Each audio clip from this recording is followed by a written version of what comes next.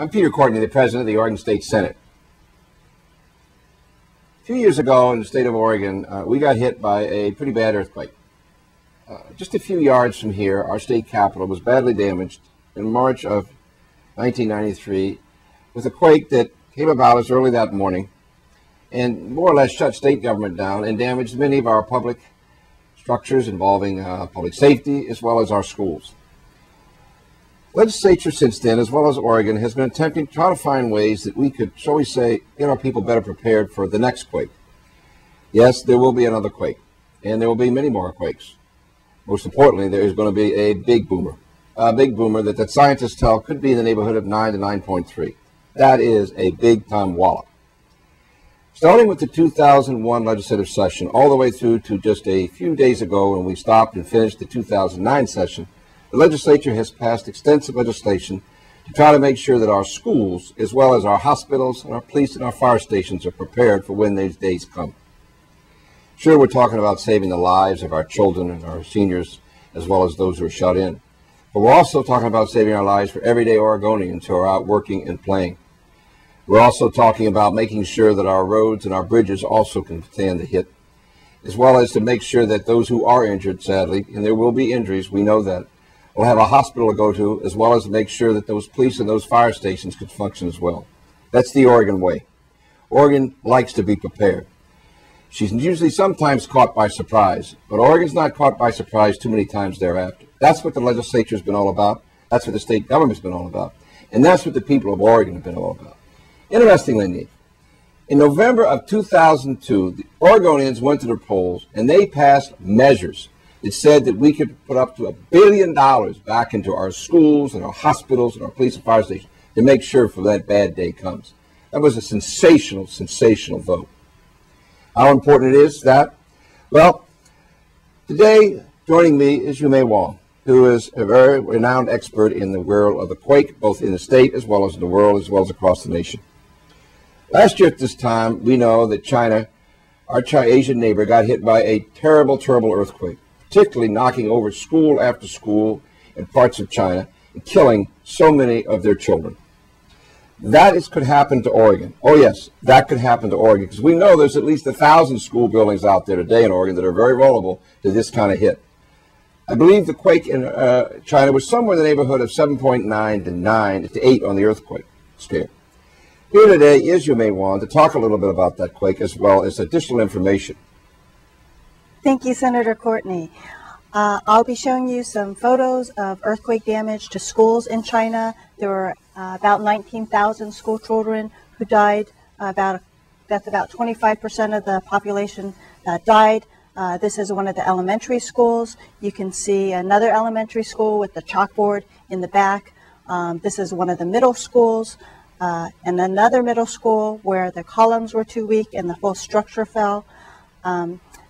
So seismic engineering and construction is extremely important for schools and emergency facilities, and it can prevent failures like this. As far as schools go, it's not just the schools in China, but this has happened time and time again in past earthquakes where many school children have died. This is a picture of a school that was pulled apart in the Alaskan earthquake in 1964. So one of the things that Senator Courtney and his legislative peers did is make sure that we had a better understanding of our school and emergency situation in Oregon. In 2007, the Department of Geology took a look at 3,300 school and emergency facilities around the state of Oregon. We did our results show that over 1,000 school buildings are either at high risk or very high risk of collapse, which is a serious situation. We used a method that was developed by FEMA called rapid visual screening. It identifies older buildings, poor soils, buildings with characteristics that are vulnerable. It is not an engineering study where we took a look at all the specific details of the schools, which can be done. This method instead looked at the seismic zone, the structural type, building irregularities, the construction date, and the soil type. Irregularities can include vertical irregularities where you can have stress concentrations, such as where you have towers or plan irregularities such as U-shaped buildings where you can also have stress concentrations, as well as soils. Some soils don't perform as well, including soils on floodplains, and we develop a score. So this is an example of how we can develop a score, very simple method, and our results showing how many schools that we have and what kind of structural types. You can see that the scores that are less than 2 indicate a higher probability of collapse, and in general, buildings that are unreinforced masonry, soft story construction with weak first floors, older tilt-up construction, and structures in the tsunami inundation zone, as well as buildings with low scores are the ones that we're most worried about. URMs, we have a lot of these around the state, are older brick buildings, and they can tend to collapse. Soft story structures with weak first floors, you can see that sometimes these first floors can collapse, as well as tilt-ups. We have a lot of tilt-up gyms where the connections are poor and the walls can tend to fall out. This is one where we looked at the structural drawings and there was no seismic design taken into account there. We have a number of schools in tsunami inundation zones in the Seaside School District alone. 4 out of the 5 schools are in the tsunami inundation zone. This is the school right in Cannon Beach, which is an area that got hit by the 1964 Alaska tsunami. That bridge there was taken out. And with that, let me pass it back to Senator Courtney. As Yumei's words have pointed out, as well as the accompanying pictures, when we are not prepared, very terrible things can happen. I think we'd all agree, nothing's worse than the pain and suffering or death of a child, especially when it can be prevented. We know there are at least 1,000 school buildings, 1,000 of them today as I do this program, as I speak to you, that are vulnerable to the kind of hit that hit China. We also know there is many police and fire stations and hospitals, which will very much be needed when that quake comes, that are also vulnerable. That's why we need your help.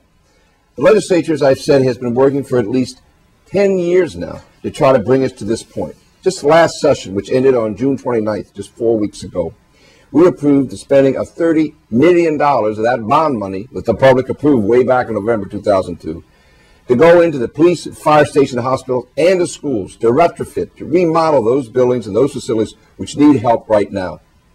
We have developed a grant process. We've developed a process and a procedure to spend that money. We need to get it done, and we need to get it done now. We need your help. Please go online, check that hospital, check that police and fire station, and check that school district. See if it's one of yours. Because, you know, if we do this together as Oregonians, no matter how hard hit Mother Nature may hit us next time, we will be prepared. For sure, there will be damages. There will be some suffering and some pain. But we can minimize this if we pull together now. Up to now, the legislature, your state government, and the general public has said we want to be ready for the 9.3, for the big quake. I think we can do that. Let's work together. Let's pull together. Let's make those grants count. Here we go. Go Oregon.